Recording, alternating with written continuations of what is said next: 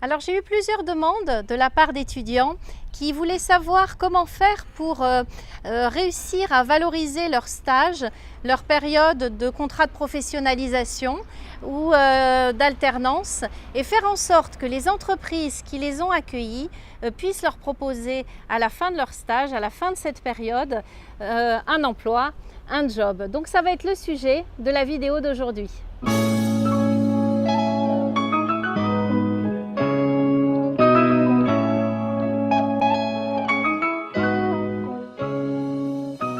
C'est vrai que quand on a été en stage, en alternance ou en contrat de professionnalisation, on se dit que ça va s'arrêter finalement et puis on espère peut-être que l'entreprise va nous prendre.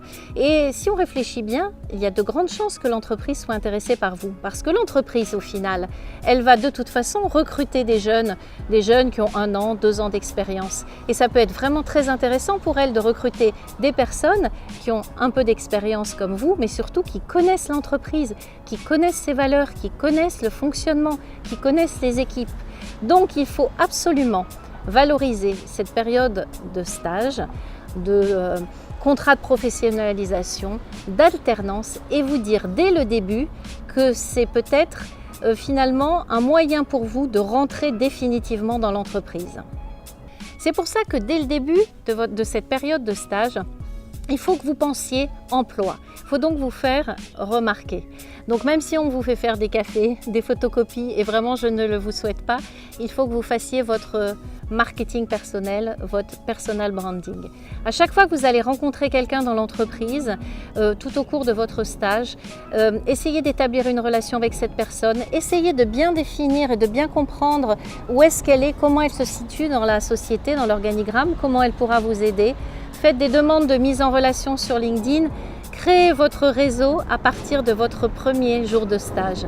Soyez aussi, attendez un petit peu, mais soyez aussi force de proposition. Faites-vous connaître. Finalement, essayez de devenir essentiel à l'entreprise.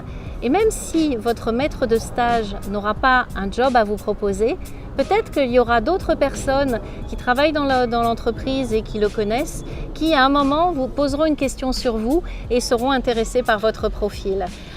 Donc ça vaut vraiment la peine dès le démarrage, s'intéresser à la possibilité de rester dans l'entreprise.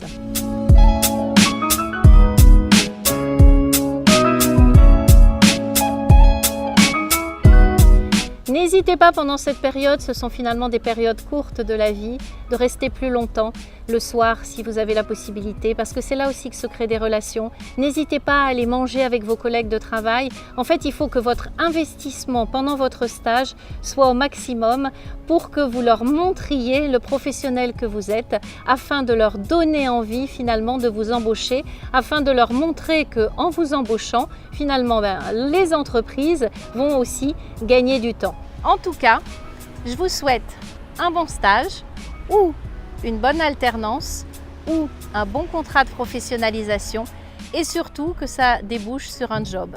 C'est entre vos mains, je vous le souhaite de tout mon cœur et je vous dis à très bientôt. Au revoir.